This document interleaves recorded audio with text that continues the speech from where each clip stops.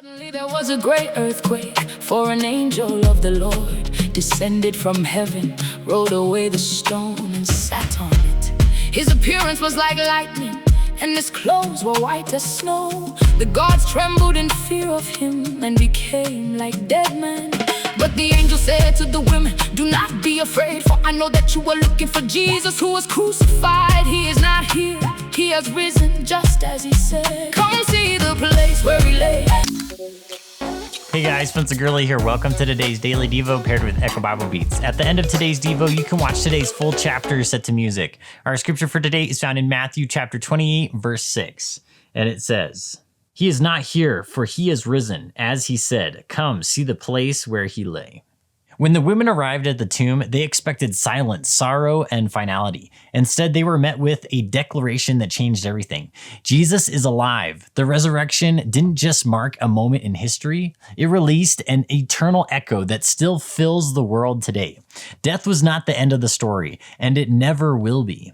This is the loudest sound creation has ever heard. Life over death, hope over despair, victory over defeat. And that same resurrection power doesn't stay in the empty tomb. It moves into our lives. Every place that feels dead, forgotten, or finished is now a place where God can speak life again. Today, let that echo shape how you see your circumstances. What looks final to you is never final to Him. The resurrection means your story can always shift towards life. So today, ask yourself this question: where do I need to believe God can bring life where I see finality? Read in your Bible and listen to the BSB version of Matthew chapter 28 at the end of this video, and then share today's Devo with some of you know that might need this encouragement today. Thank you so much for watching today's video, and I'll see you in the next one. Matthew chapter 28, the resurrection. After the Sabbath at dawn on the first day of the week, Mary Magdalene and the other Mary went to see the tomb. Suddenly there was a great earthquake, for an angel of the Lord descended from heaven, rolled away the stone and sat on it. His appearance was like lightning, and his clothes were white as snow. The gods trembled in fear of him and became like dead men. But the angel said to the women, "Do not be afraid, for I know that you are looking for Jesus who was crucified. He is not here, he has risen just as he said. Come see the place where he lay. Then go quickly and tell his disciples, he has arisen from the dead and is going ahead of you into Galilee. There you will see him. See, I have told you." So they hurried away from the tomb in fear and great joy and ran to tell his disciples.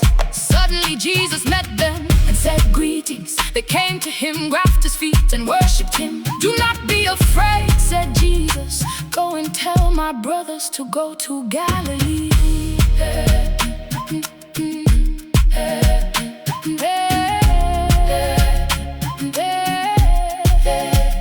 They will see me." The report of the gods.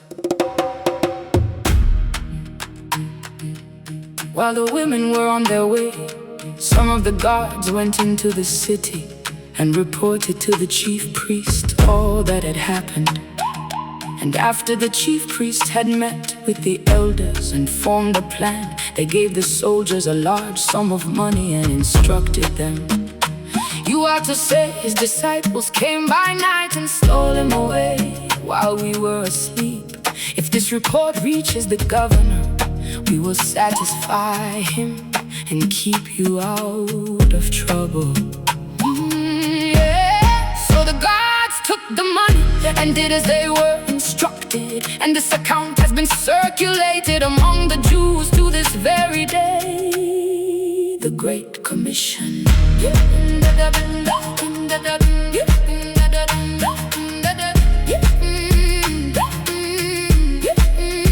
Meanwhile, the 11 disciples went to Galilee, to the mountain Jesus had designated. When they saw him, they worshipped him, but some doubted.